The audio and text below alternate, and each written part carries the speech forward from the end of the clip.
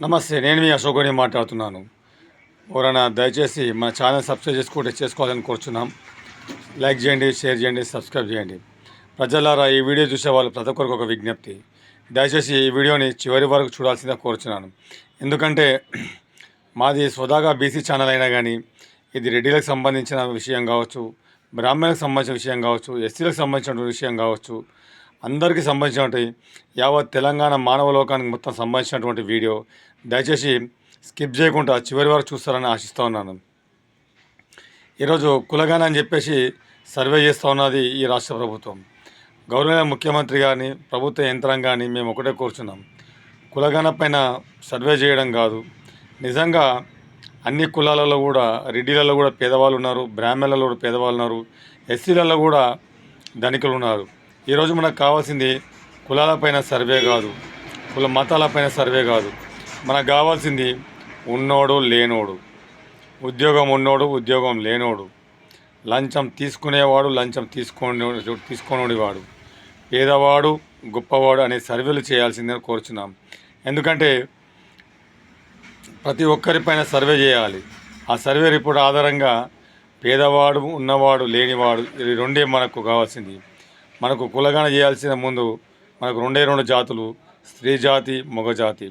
అంతే తప్పితే కానీ ఈ కంప్యూటర్ యుగంలో కూడా ఇంకా కులాలపైన పాకలడం అనేది భావ్యం కాదని మేము విన్నపించుకుంటున్నాం.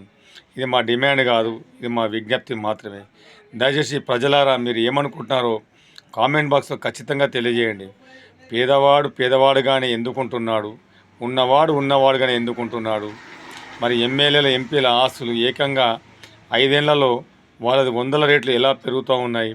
ఇవన్నీ సర్వే చేయాలి. అంతే తప్పితే కానీ కులగణన చెప్పేసి పేదవాళ్ళపైన సర్వే చేయడం కాదు. ఇప్పటి వరకు రాజ్యాంగం ఏర్పడి స్వాతంత్రం వచ్చి 75 ఏళ్ళ పైచిలుకు అవుతుంది. ఈ 75 ఏళ్ళలో ఎంతమంది ఎమ్మెల్యేలు అయ్యారు, ఎంతమంది ఎంపీలు అయ్యారు, గతంలో వాళ్ళ ఆస్తులు ఎంత, ఇప్పుడు వాళ్ళ ఆస్తులు ఎంత ప్రజల ముందు పెట్టాల్సిందే కోరుచున్నాం. లేదా టీవీలలో లైవ్ ప్రోగ్రాంలో డిక్లేర్ చేయాలని చెప్పేసి కోరుచున్నాం. అంతే తప్పితే కానీ ఎంతసేపు పేదవాని కొరం మాట్లాడడం, మధ్యతరగతి వాళ్ళ కొరం మాట్లాడడం, కానీ ఈ రాష్ట్రాన్ని విచ్చలవిడిగా దోసుకున్నటువంటి వ్యక్తుల కొరము ఏ రాజకీయ పార్టీ మాట్లాడదు, ఏ రాజకీయ వ్యవస్థ మాట్లాడదు. ఎందుకంటే ఏ పార్టీ అయినా వాళ్ళదంతా ఒకే కులం, రాజకీయ కులం. ఆ రాజకీయ కులం జోలికి వాళ్ళు పోరు. ఎంతసేపు పేదవాని కొరము, మధ్యతరగతి వాని కొరమే మాట్లాడుతూ ఉంటారు. మీరు మాట్లాడుతున్నది నిజంగా పేదవాళ్ళని నిర్మూలించాలనుకుంటే, ధనికులను చేయాలనుకుంటే మీరు రైతు బంధు కావచ్చు, రైతు రుణమాఫీ కావచ్చు, ఇంకా ఇతర స్కీములు కావచ్చు, ప్రతి సంవత్సరం 25,000 కోట్ల రూపాయలు కేటాయిస్తారు.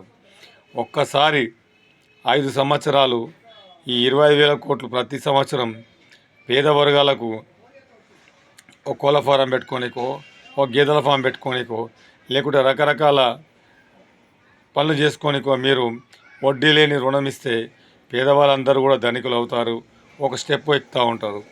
వాళ్ళకి మనం నేర్పించాల్సినది వ్యాపారం, అంతేగాని పేదవానికి మనం నేర్పిస్తుంది కూలీ పని. అంతే తప్పితే కానీ మన ప్రజలకు ఏం సేవ చేస్తున్నాం?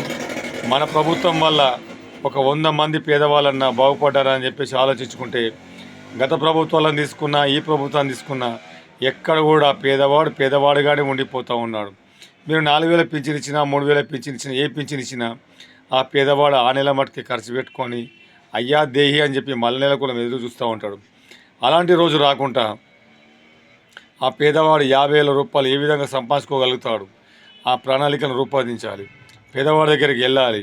ఇవో అయ్యా, నీకు 2 లక్షలు 3 లక్షలు లోన్ ఇస్తూ ఉన్నాం, మీరు ఏమన్నా సంస్థ ఏర్పాటు చేసుకోండి, ఆ సంస్థను నడిపించుకోండి అని చెప్పేసి ఆ సంస్థను కూడా ఈ యొక్క ప్రభుత్వ అధికారులు మానిటరింగ్ చేస్తూ ఉండాలి. సంస్థ ఉన్నదా, మరి ఆ యొక్క వ్యక్తి అమ్ముకొని తిన్నాడా, తాగిండని చెప్పేసి. అలా తిని తాగిన వానికి జైలు శిక్ష వేయాలి. నిజంగా మనం ఇచ్చినటువంటి యూనిట్ ఏదైతే ఉంటుందో రాష్ట్ర ప్రభుత్వం తరఫున, అది నిరంతరం కొనసాగే విధంగా ఒక డిపార్ట్మెంట్ని ఏర్పాటు చేయాలి. ఏ విధంగా అంటే పోలీస్ డిపార్ట్మెంట్లో టాస్క్ ఫోర్స్ ఉంటుంది. ఈ టాస్క్ ఫోర్స్ అనేది ప్రతి వారం అతని దగ్గరికి వెళ్ళి ఆ యూనిట్ ఉన్నదా లేదా ప్రతి వారం ఖచ్చితంగా చెక్ చేయాలి. గతంలో గొర్రెలు ఇచ్చారు, ఆ గొర్రెలని కూడా చాలా వరకు 75% గొర్రెలు కూడా అమ్ముకోవడం జరిగినది. అలా అమ్ముకోకుండా నిజంగా ఎవరైతే గొర్రెలు కాచుకుంటారో ఆ వాళ్ళకి మనం చేయూతనియాలి. ఎవరైతే గేదెలు కాసుకుంటారో వాళ్ళకే చేయూతనియాలి, ఎవరైతే కోళ్ళు సాదుకుంటారో వాళ్ళకే చేయూతనియాలి. రాష్ట్ర ప్రభుత్వం ఈరోజు మనం అందరం మాట్లాడుతున్నాం. గాంధీజీ చెప్పిన మాట ఒక గుర్తొస్తూ ఉన్నది. ఏమన్నమాట? పట్టణాలకు పల్లెసీమలే పట్టుకొమ్మలని చెప్పేసి. ఆ పట్టణాలలో ఉన్నటువంటి మనం పల్లెటూళ్ళలో ఉన్నటువంటి ప్రజలందరినీ కూడా ధనికులను చేయాలంటే మనం ఒక అడుగు ముందుకేసి ప్రతి పేదవాడికి లోన్ ఇచ్చి వాళ్ళని మన సద్మార్గంలో నడిపించగలిగితే విజయం సాధించిన వాళ్ళు అవుతాం. గౌరవనీయ ముఖ్యమంత్రి గారికి ఏదైనా తప్పుంటే క్షమించగలరని చెప్పేసి కోరుచు నేను ఈ వీడియోని సమాప్తం చేస్తాను. జై హింద్. దయచేసి మన ఛానల్ని సబ్స్క్రైబ్ చేసుకోవాల్సిందిగా కోరుచున్నాం. ఇట్లు మీ అశోక్ గౌడ్, భారతీయ 007 ఛానల్. లైక్ చేయండి, షేర్ చేయండి, సబ్స్క్రైబ్ చేయండి. కామెంట్ బాక్స్లో మటుకు ఖచ్చితంగా మీ కామెంట్ తెలియాల్సిందిగా కోరుచున్నాం.